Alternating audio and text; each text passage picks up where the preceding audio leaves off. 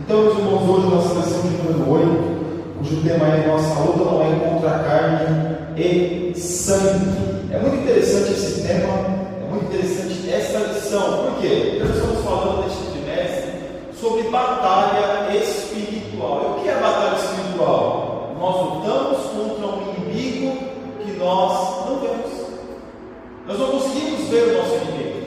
Nós não conseguimos ver e enxergar o que é o mundo espiritual, mas nós sabemos o que ele existe. O inimigo das nossas almas, ele existe. E por que nós temos aqui, o título é, e também é um versículo bíblico, nossa luta não é contra a carne e sangue. É interessante nós dizermos isso, porque muitas vezes a gente vê a pessoa fazendo mal contra nós, e nós lutamos contra ela. Porque às vezes essa pessoa deixa o inimigo agir na sua vida com tendências a prejudicar a nossa vida. Mas nós temos que ter uma visão espiritual e orar por essa pessoa para que o inimigo ele não venha ter essa atuação, essa liberdade em atuar na vida dessa pessoa. Uma questão também que eu queria deixar para os irmãos aqui, principalmente no século XV, né, nós vemos que os monges, os freires, eles se autoflagelavam, achando que a sua carne e o seu sangue é que fazia mal para si mesmo, que o seu pecado, a autoflagelação, é que extirparia o seu pecado, que não daria vontade para pecar, não teria desejo carnal. Então é um engano, porque até mesmo Martinho Lutero, que foi o detentor da reforma protestante, ele também fazia isso, a autoflagelação. A autoflagelação, o que é a autoflagelação? Alguns pegam corta partes do corpo, ou pegam aqueles negócios que ficam bacana. Até hoje tem uns festivais aí no mundo afora, algumas religiões pagãs, que eles fazem isso. Mas eles acham que a sua carne e o seu sangue é que pecam. É isso, claro que é. Mas quem faz com que nós pequemos é o inimigo das nossas almas. É ele que nos ilude, é ele que faz com que a nossa tendência pecaminosa venha se colocar em prática. Por quê? Porque o ser humano, ele tem tendências pecaminosas. O ser humano, ele tem tendências carnais. O ser humano, ele tem vontades impróprias à sua vida. É normal, claro. Todos nós temos tendências. Não adianta a gente querer esconder, no caso de a gente falar que nós não pecamos, não temos vontade de pecar. É uma falácia, irmãos. Todos nós temos tendências pecaminosas. Todos nós temos vontades. Talvez a minha tendência não seja a tendência dos irmãos, e a tendência dos irmãos não seja a minha tendência, mas fato é que todos nós temos tendências pecaminosas, porque somos seres humanos, somos carne, somos sangue. Mas quem faz com que nós venhamos colocar isso em prática é o inimigo, é o diabo, são os seus demônios, são seres espirituais que atuam nas regiões celestiais. E quais são essas regiões celestiais? Aqui onde nós estamos. Todo esse mundo é uma região celestial, ou seja, ele vai atuando, ele vai assoprando, ele vai nos iludindo a fazer aquilo que ele quer que nós venhamos fazer. Para quê? Para prejudicar a nossa vida. Então, muitas das vezes, nós colocamos a nossa carne, o nosso sangue em xeque, achando que pelo fato de eu ser um ser humano, eu tenho que ser um pecador consumado, eu tenho que ser um pecador, eu tenho que pecar. Porque se eu sou um pecador, eu sou um pecador no sentido de quê? De eu ser um descendente de Adão.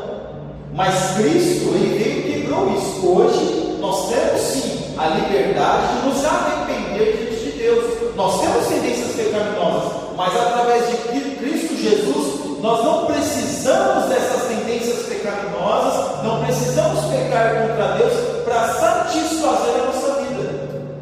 Por quê? Porque como eu mencionei anteriormente, até hoje ainda tem esses festivais de flagelar a sua carne, de flagelar o seu corpo. E muitas das vezes quando alguém faz o mal para nós, a primeira coisa que nós fazemos é o quê? É falar contra a pessoa. Ah, mas a pessoa, é claro, tem gente que dá lugar para o diabo. Isso é fato. Isso é fato. A pessoa está dando lugar para o diabo mesmo. Mas quem está atuando na vida dela é o próprio inimigo. É o inimigo que está cegando a vida dela. É o inimigo que está iludindo a vida dela, achando que ela, pelo fato de ela fazer mal para o outro, ela está fazendo bem. Ela está satisfazendo a sua vida. Deuteronômio 6,50, como já foi lido, porque as armas da nossa milícia não são carnais, mas sim poderosas em Deus para a destruição das fortalezas, como o nosso pastor mencionou. As nossas ferramentas, as nossas armas, não é uma arma na cintura, não é como as guerras que a gente vê mísseis para lá, para cá, não é a bomba atômica. Isso, meus irmãos, não vai fazer nenhum arranhão do demônio. Os seres espirituais, eles não são atingidos por esse tipo de arma. Os seres espirituais não sentem nem cócegas quando vê uma arma dessa. Pode ser uma bomba atômica, irmãos. Para ele não faz sentido nenhum. Então, a nossa arma não pode ser uma arma física. Porque como aqueles que é lutador, né, que sabe bater e tal, eu sou não. Vai bater em quem? Vai bater no demônio? Como? Você vai atingir o inimigo? De que forma? Vai dar um tiro no inimigo? Você não vai conseguir fazer isso, porque isso não tem como. Então nós vemos qual que é a arma do crente, qual que é a arma do ser humano, qual que é a ferramenta que nós podemos obter.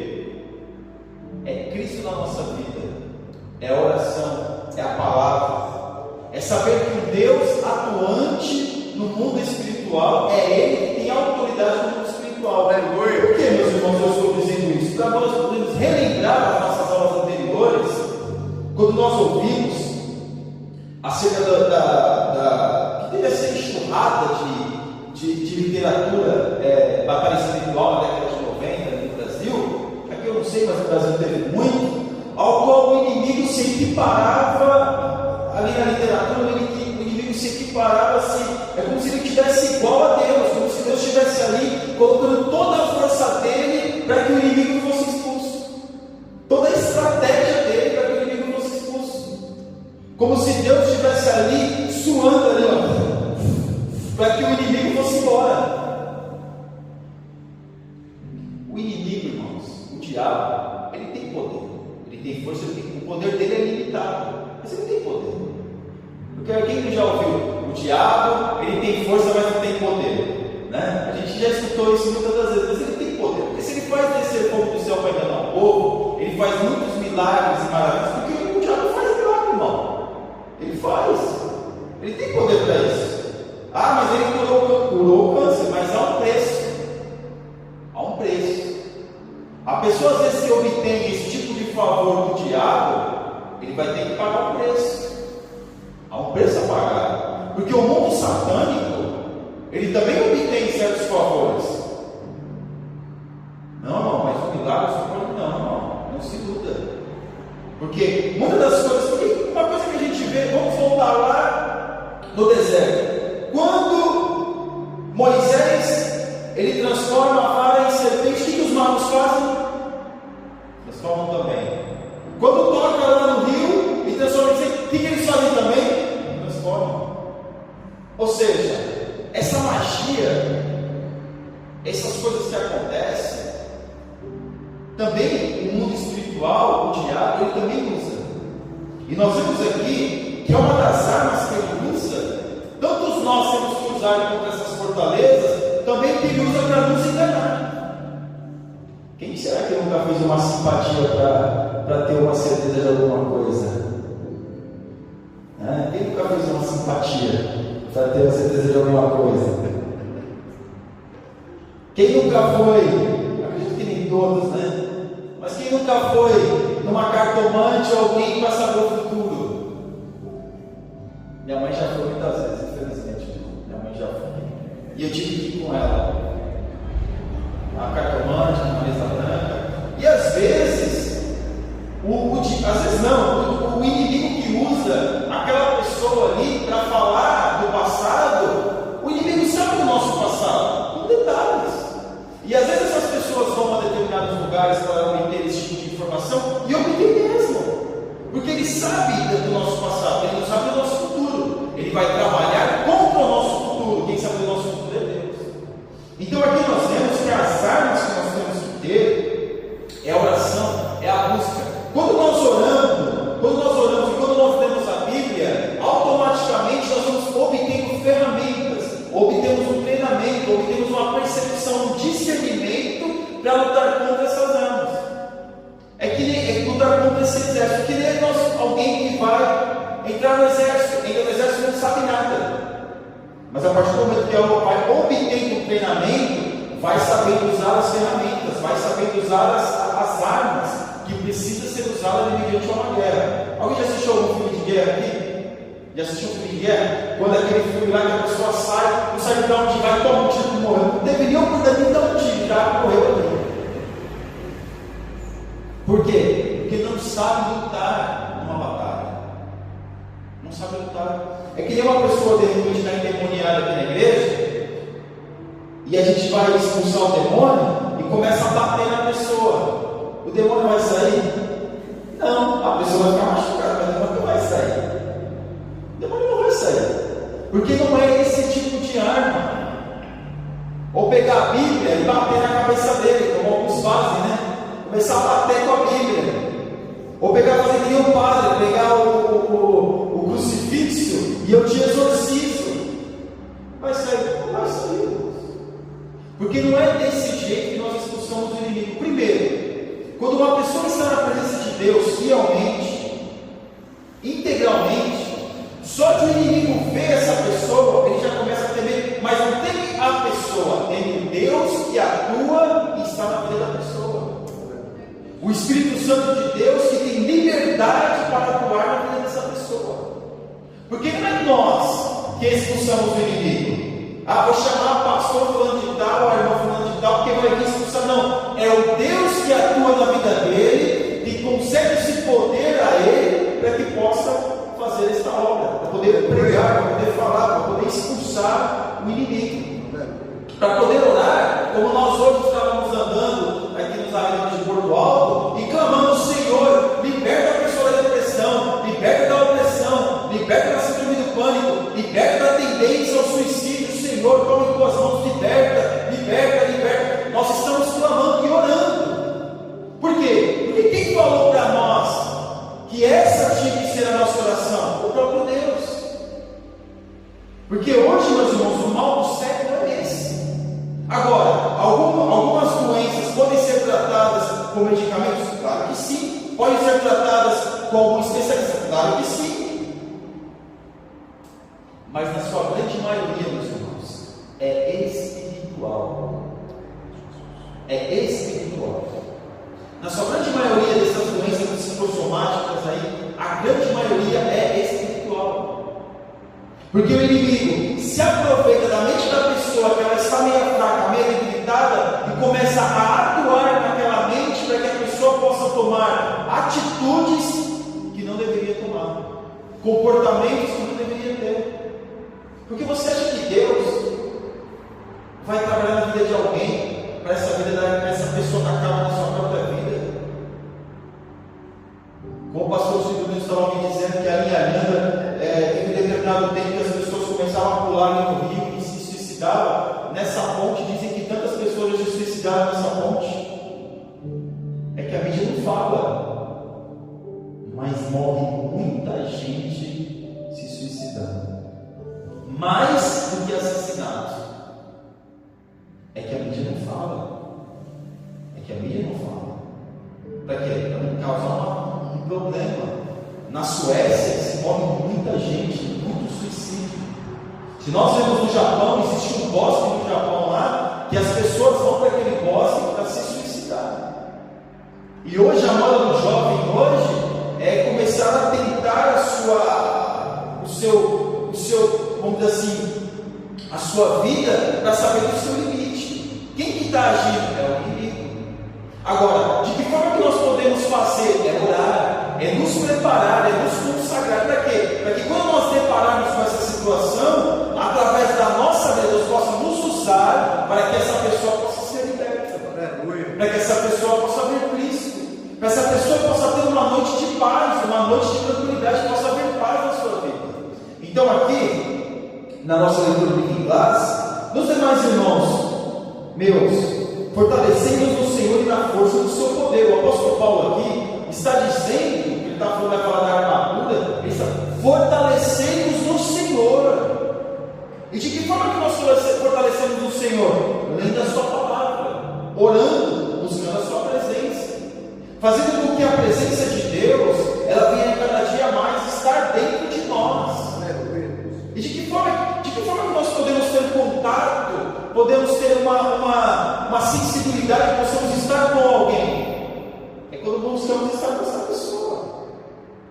E o Espírito Santo de Deus é uma pessoa que atua na nossa vida. Quando nós começamos a ter este contato, começamos a interagir, começamos a ter essa comunhão com o Espírito Santo de Deus, automaticamente nós vamos sentindo a presença de Deus e nós vamos começando a abrir a nossa mente, tirar as escamas, tirar tudo aquilo que faz com que a gente não venha enxergar a gravidade que nós estamos vivendo. Porque nós vivemos uma gravidade muito grande, estamos nos últimos tempos. E nós percebemos que nós temos que estar na presença de Deus, nos fortalecer em Deus. Porque só quando nós nos fortalecemos em Deus, que nós temos força, que nós temos condições de Deus, o Espírito de Deus atuar na nossa vida, para que as pessoas possam ter paz, para que nós venhamos ter paz. E aqui no versículo 11, revestidos de toda a armadura de Deus, para que possais estar firmes contra as astutas ciladas do diabo. Irmão, o inimigo é astuto. Eu fico muito preocupado e me incrédulo, sinceramente. Porque eu não sei como alguém pode mencionar coisas que não tem sentido. Mas o que é, irmão?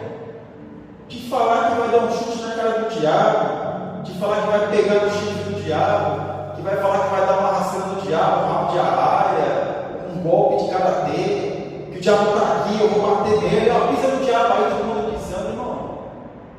E começa a xingar o diabo de cão, Aí eu aprendo com o arcanjo Miguel, irmãos. Eu aprendo com o arcanjo Miguel. Quando lá em Judas, ou quando nós vemos lá no Êxodo, se eu não me engano, Êxodo não, acho que é o livro do Deuteronômio, que vai falar, né?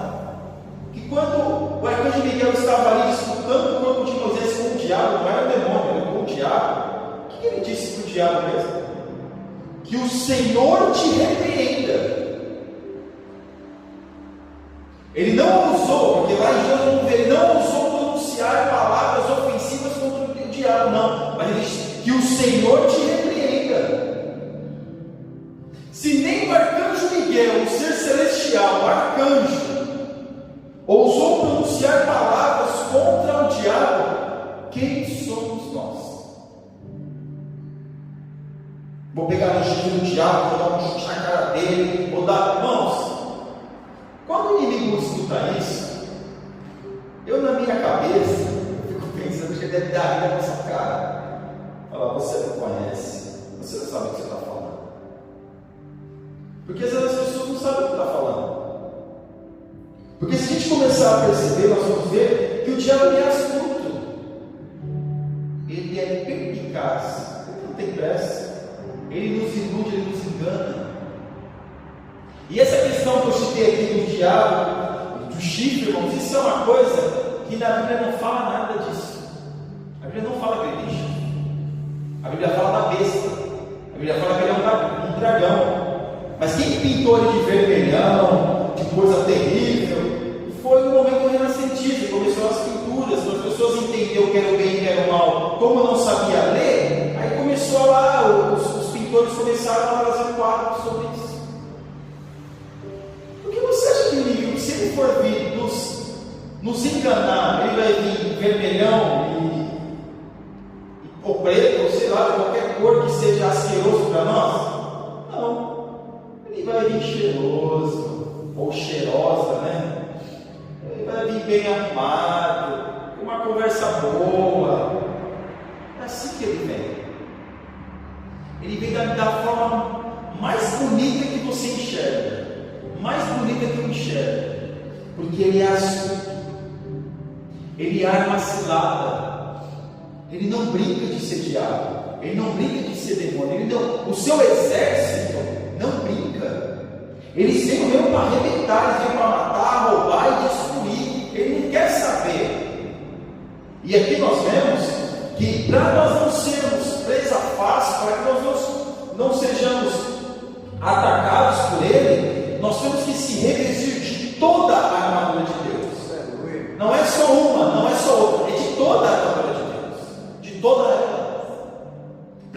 de todo o nosso corpo. Porque isso que vai nos proteger contra as astutas ciladas do diabo. Alguém já viu aquela cilada, aquela armadilha que tem no bosque, né? Está lá passando lá, a pessoa está desavisada, está fazendo, pegou, já levou. Ele faz isso. Ele arma a cilada. Ele não tem pressa. Ele coloca a armadilha ali e fica esperando. Espera, ele não tem pressa, irmão. Ele fica ali, ó. Passa um dia passa o outro, ele não tem pressa. Mas para nós enxergarmos isso, nós temos que se revestir de toda a armadura de Deus. E aqui no versículo 12, porque não temos que lutar contra a carne e sangue, mas sim contra os principados, contra as potestades, contra os príncipes das trevas deste século, contra as hostes espirituais da maldade dos lugares celestiais. Olha que interessante. Porque muitos acham que o reino das trevas é algo desorganizado. Olha o que o apóstolo Paulo disse: principados, potestades, príncipe das trevas. Ou seja, existem hierarquias neste reino. E nós vamos saber, a Bíblia vai dizer que existem demônios que estão presos nas profundezas, encarcerados, e que vão ser soltos nos últimos dias. Por quê? Porque são seres terríveis. E nós vemos aqui que o apóstolo Paulo, ele vai dimensionar o quê? A organização do reino das trevas. Porque o demônio que toma alguém, meus irmãos, um demônio que de repente toma uma pessoa e a pessoa fica endemoniada, ele não é o mais forte. E quantas vezes a gente já não ouviu dizer, ele falou na boca da pessoa: eu sou o diabo? É nada. Ele é um demônio ali. A hierarquia dele ali é baixinha, ele é um soldado raso ali. Por quê? Porque o papai legal o raso? Você está dando risada, né? Por isso, né? Olha, tá vendo? É assim, bolinho, é assim mesmo. Mas o que nós vemos, irmãos, é que o demônio da patente mais baixa é que toma o corpo dessas pessoas. Porque os demônios maiores, eles estão apenas organizando. Como o diabo, ele não é onipresente, ele não é onisciente. Então o que ele faz? Ele organiza o seu reino. Mas a informação para ele chega muito rápido, porque ele não existe espaço dentro para ele. A informação chega muito rápido, porque é muito rápido aquilo que o demônio faz. Quando o diabo foi falar com Deus, o que ele falou naquela passagem de Jó? Deus perguntou: onde você está aí, né? Onde você vai? Como se Deus não soubesse, né? Onde você passeia? Estou passeando por aí, vou passear e rodear a terra. Os irmãos acham que ele demorou quanto tempo para fazer isso? 1 ano, 2 anos, 10 anos, 20 anos? Pegou uma caravela e saiu rodeando a terra e demorou aí não sei quantos dias, quantos anos? Não. Porque é muito rápido. O reino espiritual ele é rápido. Então aqui nós vemos que o reino espiritual, o reino das trevas, o reino do nosso Deus é extremamente organizado. Extremamente organizado. Por quê? Porque quando o diabo levou a terça parte dos anjos, ele não levou só anjos da patente mais baixa, ele levou anjos, seres que tinham a patente mais alta. E aqui no tópico 1, na nossa introdução, o tema do presente lição trata dos poderes ocultos das trevas, de como se proteger delas pela força do poder de Deus. Então nós sabemos que existe o poder do inimigo. Nós sabemos que o nosso inimigo é forte, ele é poderoso. Nós sabemos que o nosso inimigo é inteligente, porque tem pessoas que querem enganar o inimigo. Como você e eu, nós não conseguimos enganar o diabo. Mas tem pessoas que querem. Nós vemos aqui que o inimigo ele é inteligente. Mas como eu faço para me proteger disso? Orando, algo simples, falando com Deus, se entregando totalmente a Deus, para que não venha a ser presa fácil do inimigo. Porque o inimigo ele vai bombardear todos, ele vem bombardeando todo mundo mesmo. Mas tem alguns que tem o Espírito Santo de Deus, onde quando ele lança os seus ardis, quando ele lança as suas flechas, nessa pessoa não pega. Por quê? Porque está protegido pela presença de Deus, está debaixo das asas do Senhor. Glória a Deus. Está debaixo da potente mão de Deus. É algumas coisas que a gente, que vamos dizer assim, como se fosse um eufemismo,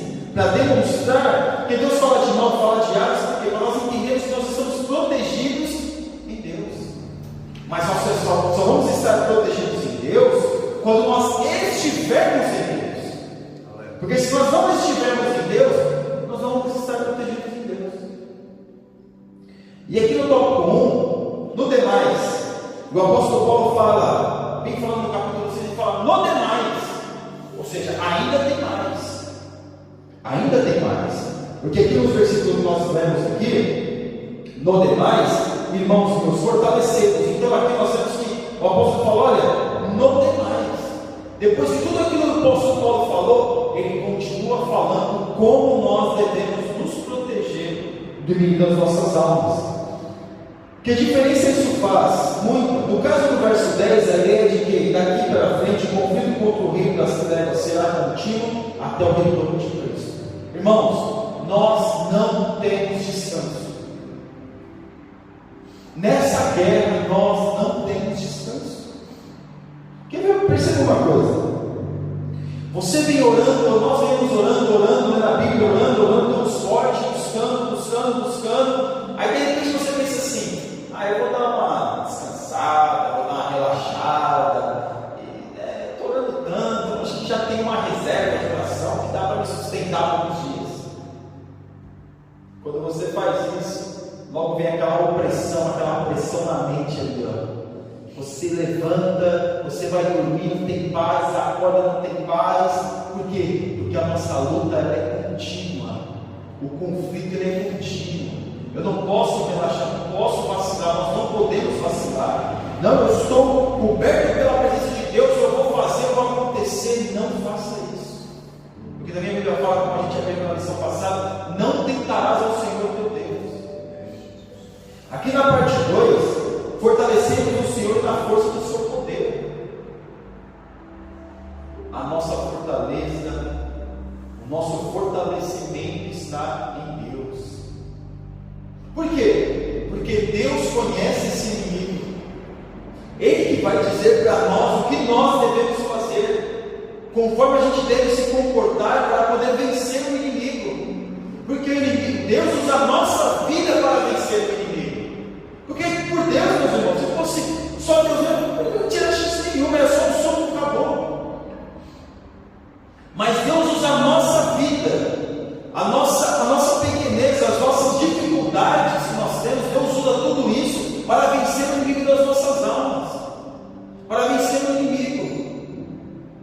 E nós percebemos aqui que nós só nos fortalecemos em Deus, não é do jeito que eu acho que eu me fortaleço, mas é em Deus. Por quê? Porque tudo isso que acontece no mundo é obra satânica. Todo esse ódio, toda essa raiva que as pessoas têm, é o inimigo que instiga elas a fazerem isso. Nós, seres humanos, já temos uma tendência pecaminosa, já temos um desejo pecaminoso, e o inimigo usa isso para nós fazermos mal para os outros e para nós mesmos. Porque quando a gente acha que está fazendo mal para o outro, não é só nós fazendo mal para o outro, nós estamos fazendo mal para nós mesmos. Como o pastor bem mencionou aqui, a vingança. A vingança é um veneno que a gente bebe, a gente vai fazer mal para o outro. Só que só faz mal para nós mesmos. E nós percebemos, meus irmãos, que nós temos que nos fortalecer em Deus. E na parte 3 aqui, por que o apóstolo Paulo usa batalha espiritual, armadura? Ele usa uma figura de linguagem, um exemplo apenas para nós entendermos aquilo que é o reino das trevas. Porque a gente não vai ali, pega uma armadura, coloca no corpo, agora eu estou revestido, nada vai acontecer. Porque não é algo carnal, não é algo material. Por isso que ele usa uma figura de linguagem só para nós entendermos.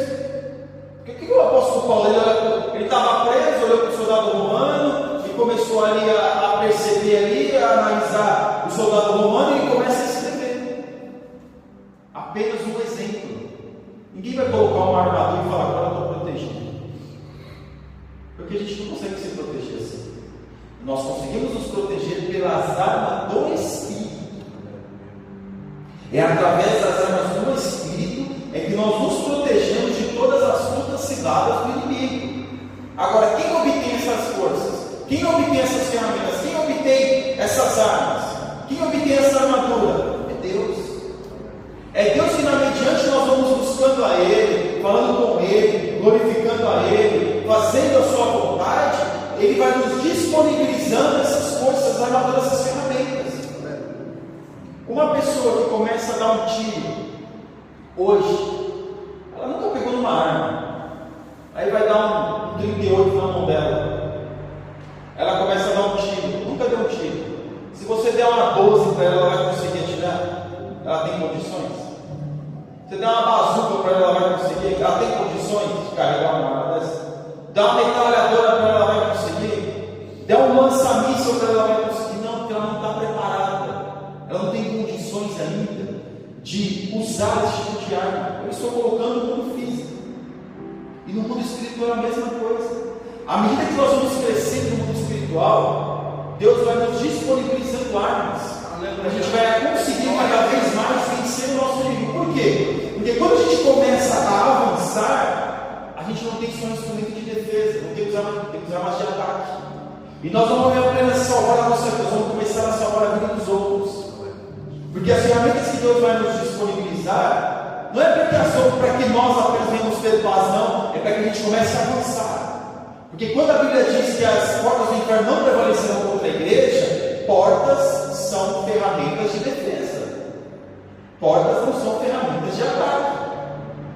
Ninguém vê nas guerras medievais alguém pegando uma porta e jogando no outro. Não. A porta do castelo é para defender, não é para atacar.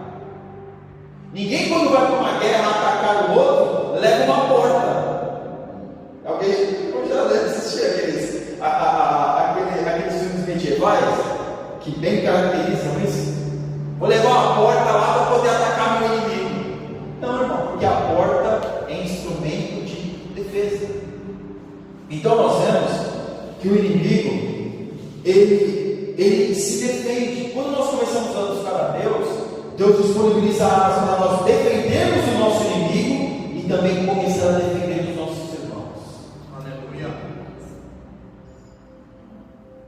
Ele começa a fazer com que a gente tenha que se compadecer do nosso irmão. Coloca na nossa mente sentir a dor do nosso irmão. Ver que ele tem necessidade. Ver, meus irmãos, colocar diante dentro de nós um desejo de proteger o nosso irmão, de ajudar o nosso irmão, de fazer com que ele venha também alcançar a paz, alcançar o livramento. Eu citei aqui na semana passada o que aconteceu na guerra do Vietnã, onde os vietnamitas, o que eles faziam? Os irmãos que estavam aqui vão lembrar. Eles não matavam o soldado americano. Não matavam. Davam um tiro na perna, davam um tiro para não matar. Por quê? Porque quando eles feriam um soldado americano, juntava 3, 4, pelo menos 2, 3, 4, para poder andar com aquele soldado, para poder tirar aquele soldado ali e levar para ser cuidado. Então eles não tiravam um soldado. Ele tirava 3, 4, 5 soldados ali. Eram 5 soldados ali que eles tinham que lutar. Então, muitas das vezes, o inimigo também faz isso conosco. Ele nos entristece para a gente não lutar contra. Muitas das vezes acontece algo na nossa família, para a gente não ter forças para lutar contra ele. Mas quando é assim, no mundo físico é desse jeito, mas no mundo espiritual, nós podemos sim lutar em várias frentes. Porque quem luta por nós é Deus. Quem vai nessa peleja por nós é Deus. Então a gente pode estar orando pela nossa família, intercedendo pela nossa família, nós podemos interceder pela igreja, nós podemos interceder pelos nossos vizinhos, nós podemos interceder pelo Brasil, nós podemos interceder por pessoas que a gente nem conhece. Porque o nosso Deus, ele luta em várias frentes, não somos nós. E aqui no tópico 2, na parte 1. Somente pelo poder de Deus. Nenhum ser humano tem condições de sozinho enfrentar os demônios e sair vitorioso. Interessante isso. Porque muitos de nós achamos que o poder de Deus é meu. Eu detenho o poder de Deus. Foi Deus que me deu, é meu, eu faço o que eu quiser. Eu posso usar da forma que eu quiser. Eu posso dizer o que eu quiser, é meu, eu faço o que eu quiser. Não. Isso é emprestado. Deus nos disponibiliza essa ferramenta, essas armas, para a gente venha lutar contra o inimigo. Por quê? Porque não é nós.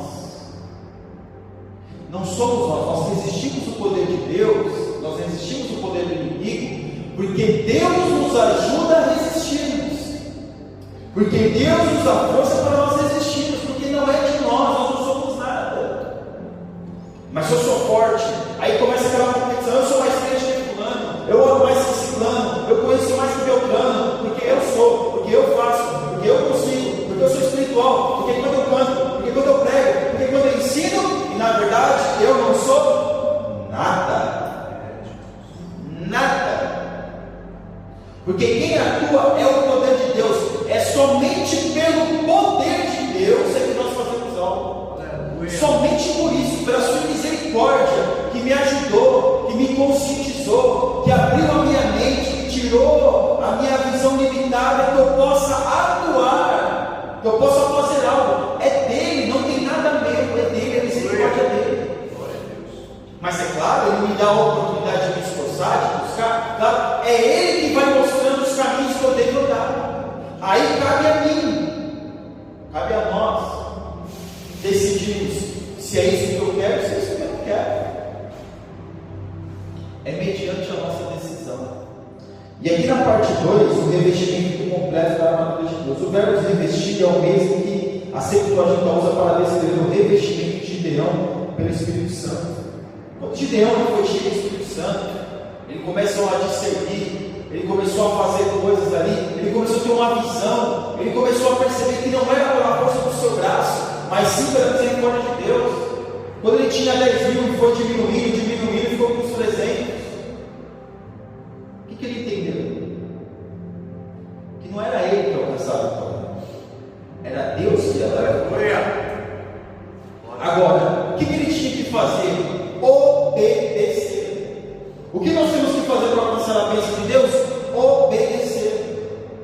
Mas Deus, meu Deus, que coisa! Eu estou saindo na rua cantando, ninguém sai na janela, nas casas. Eu estava hoje cantando, orando e falando. Irmãos, obedecer.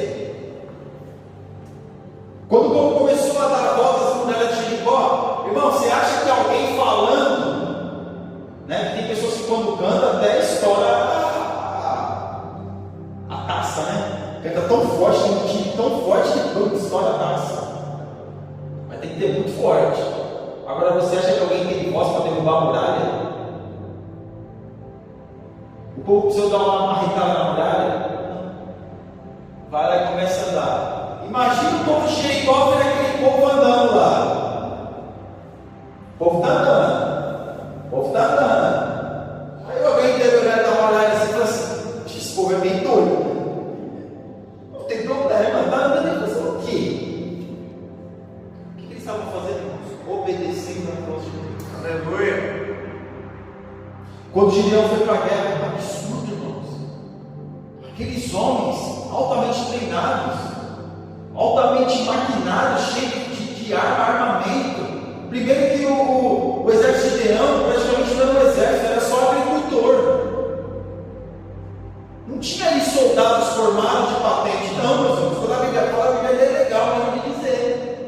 Mas se a gente pegar nas entrelinhas, nós vemos que os exércitos de Israel não tinha armadura, não tinha espada, não tinha nem aonde ir lá e afiar a sua ferramenta, a sua arma.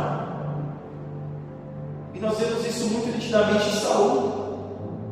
Mas quando a gente vê aqui Gideão, eu vou com 300. Mas como assim? Eu vou com 300, eu vou lá com 300 homens lá. E ficar lá só esperando tomar a flechada, a lançada, qualquer coisa desse tipo. Eu vou lá para morrer. Mas o que Deus queria mostrar para Gideão? Que o investimento não estava do lado de fora, aleluia, mas estava do lado de dentro. Aleluia, glória a Deus. Certeza e a convicção, mediante a obediência de Deus, ele alcançaria a vitória. Aleluia. Porque quem daria a vitória para ele não seria o seu braço, mas sim seria o próprio Deus. Quando Josué vai e pega lá os caras, invade o povo lá e começa a ter outras armas, e Deus fala: olha, já arreta os cavalos, começa a cortar aqui o tornozelo dos cavalos para que não venha achar que quem estava dando a vitória para Josué era a coisa do seu braço, eram os despojos de guerra, não, mas era o próprio Deus. E a dependência de Deus é obedecer a Deus, mesmo que seja algo que na nossa mente pode ser absurdo, não importa. Faça aquilo que Deus mandou você fazer. Seja obediente à voz de Deus.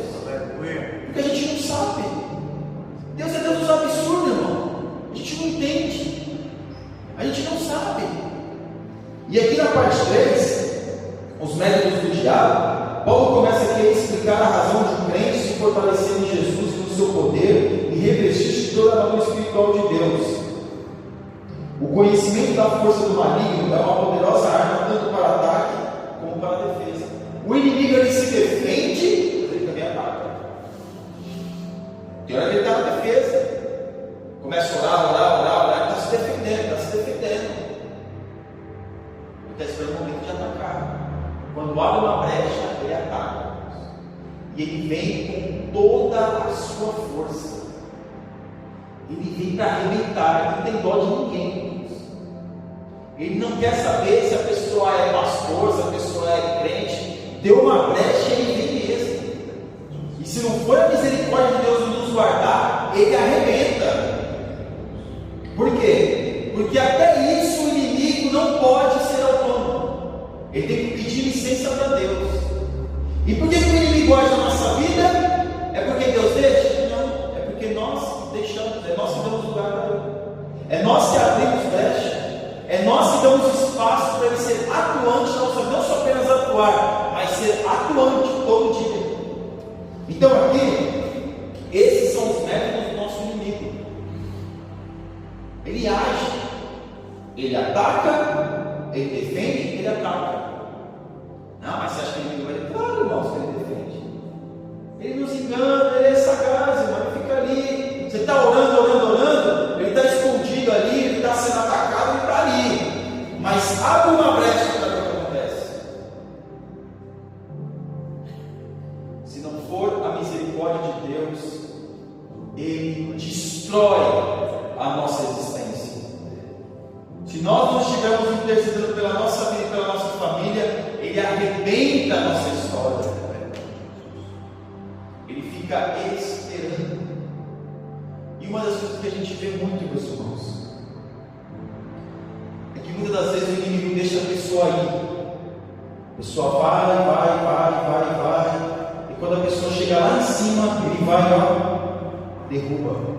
Sabe por que ele espera tudo isso acontecer? Porque quando ele derruba uma pessoa que está lá em cima, ele não derruba só aquela pessoa, ele derruba muitas pessoas que estão ao redor dela, que estão visualizando ela. Então, por isso que, infelizmente, nós vemos muitos líderes sendo derrubados e muitas pessoas estão indo com eles.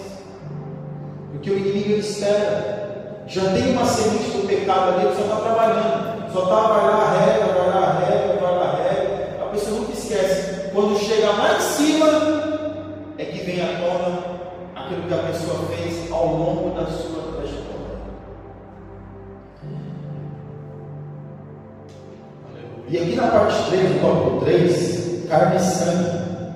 O apóstolo começa apresentando a luta interna do cristão. A nossa luta, meus irmãos, e voltando à questão do flagelo, autoflagelo, que nós já vemos muito, que às vezes a gente está lutando contra outra pessoa e não é. Mas a nossa luta não é contra o nosso corpo físico, mas é contra o inimigo, que faz com que as nossas vontades, desejos terríveis, da moralidade mais baixa, nós venhamos colocar em prática. Porque às vezes a gente tem pensamentos, e às vezes tem coisas na nossa mente que a gente acha que é absurdo, e é mesmo. Mas isso são tendências pecaminosas, que muitas vezes a gente não faz por vergonha, por medo, mas que estão lá. As nossas faculdades mentais, elas vão armazenando. E se nós não tivermos cuidado, o que a gente vai fazer? O inimigo vai fazer com que aquilo que era absurdo outrora, agora vai ser normal. Aquilo que antigamente a gente achava absurdo, que era um pensamento que na mente que eu achava absurdo, agora já está começando a interagir com ele. Por quê? Porque a nossa luta não é contra a carne, é contra o inimigo que faz com que a nossa tendência, com que faz com que a nossa vida venha a ser uma vida pecaminosa. Ele nos instiga, ele nos ilude. E ele realmente nos ilude. Ele nos seduz. A conversa dele é boa, o argumento dele é sempre o melhor. Ele tentou o próprio Deus com um argumento de alta qualidade, a Bíblia Sagrada. Então nós percebemos aqui que a nossa luta é algo espiritual. Algo espiritual. Quando Jesus fala, olha, se o seu olho te escandalizar, arranca, joga, porque é melhor viver com um olho do que com dois para o inferno, aquilo ali era algo espiritual. Se você está em algum lugar, está passando por uma rua e aquilo está prejudicando a sua fé, dê uma volta maior. Se de repente aquele trabalho está prejudicando a sua vida na presença de Deus, peça para Deus para te preparar outro. Se de repente a televisão, ou o telefone, ou sei lá o que for, está tirando a sua vontade de servir a Deus, está tirando a sua mentalidade de estar em Deus, joga fora. Tira. Se de repente a rede social faz com que você não tenha uma vida com Deus, cancele. É melhor isso do que conviver com essa situação. Mas essa amizade eu gosto tanto dela, é tanto minha amiga, ou tanto meu amigo, mas eu gosto. Se está te fazendo mal, corta os laços. É nesse sentido que muitas das vezes, meus irmãos, porque muitas vezes nós temos que ser extremistas. Nós temos que ir ao extremo mesmo. Nós temos que cortar o mal pela raiz. E aqui na parte 2, já para a gente partir para a conclusão, os principados e potestades, aquilo que nós falamos, os dois termos aqui, contra os principados e contra as potestades. Nós lutamos contra a hierarquia mais alta do inimigo. Mas quem luta? Somos nós? Sim. Mediante o poder de Deus. Mediante a unção de Deus, mediante a graça de Deus que atua dentro de nós, que vai nos dar condições de lutar contra esse inimigo. Glória a Deus. Porque esse inimigo ele é poderoso, ele é inteligentíssimo, ele é sábio, ele conhece.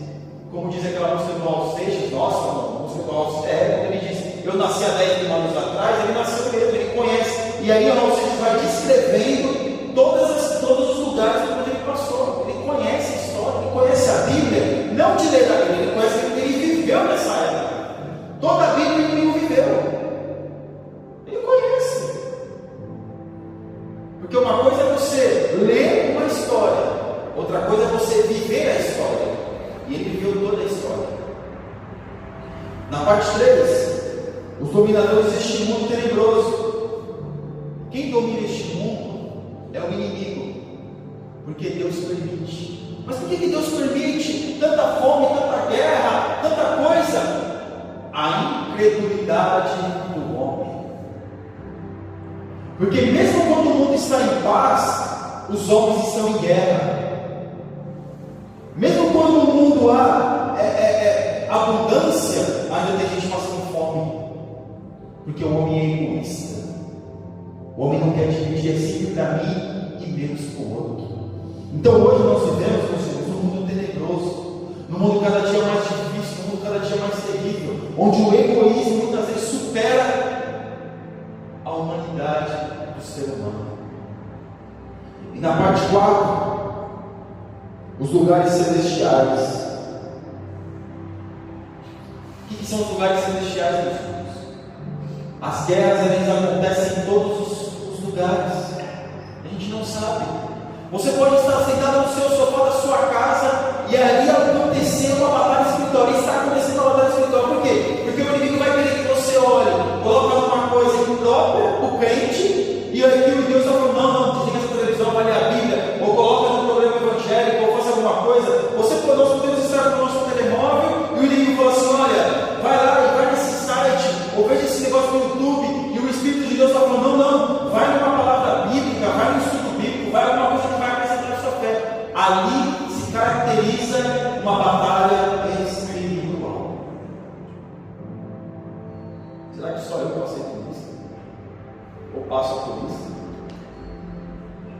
pode perceber, irmãos, que o algoritmo do YouTube é assim.